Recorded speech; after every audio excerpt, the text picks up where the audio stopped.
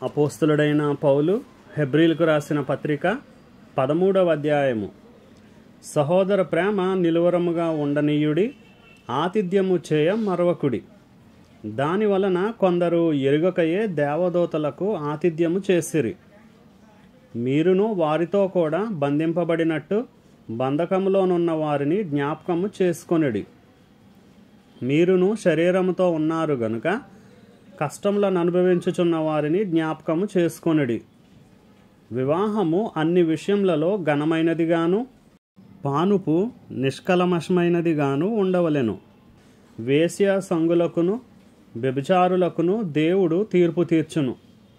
ధనాపేక్ష లేనివారై మీకు కలిగిన వాటితో తృప్తి పొంది యుండుడి.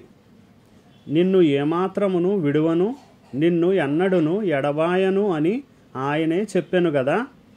కాబట్టి ప్రభువు నాకు సహాయుడు, నేను భయపడను. నరమాత్రుడు నాకేమి చేయగలడు అని మంచి ధైర్యముతో చెప్పగలవారమై ఉన్నాము. మీకు దేవుని వాక్యము బోధించి మీ పైని నాయకులుగా ఉన్నవారిని జ్ఞాపకము చేసుకొని వారి ప్రవర్తనా ఫలమును శ్రద్ధగా తలంచుకొనుచు వారి విశ్వాసమును అనుసరించుడి. యేసుక్రీస్తు నిన్న నేడు ఒక్కటే రీతిగా ఉన్నాడు.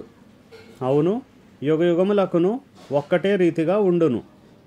నానా విధములైన అన్య బోధల చేత త్రిప్పబడకుడి.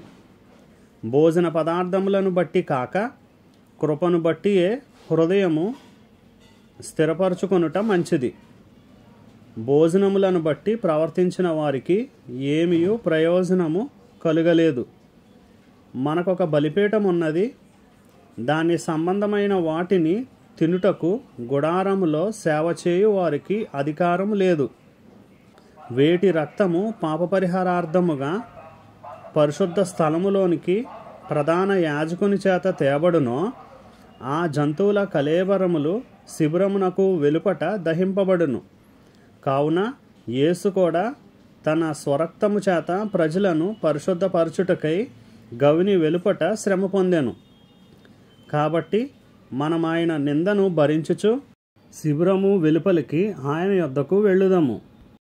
నిలువరమైన పట్టణము మనకిక్కడ లేదు గాని ఉండబోచున్నదాని కోసము ఎదురు చూచుచున్నాము. కాబట్టి ఆయన ద్వారా మనము దేవునికి ఎల్లప్పుడూ స్తుతియాగము చేయుదము. అనగా ఆయన నామమును ఒప్పుకొనుచు జీవ ఫలము అర్పించుదము. ఉపకారమును ధర్మమును చేయ మరచిపోకుడి. అట్టి యాగములు దేవునికి ఇష్టమైనవి. మీ పైని నాయకులుగా ఉన్నవారు లెక్క ఒప్పచెప్పవలసిన వారి వలె మీ ఆత్మలను కాయుచున్నారు.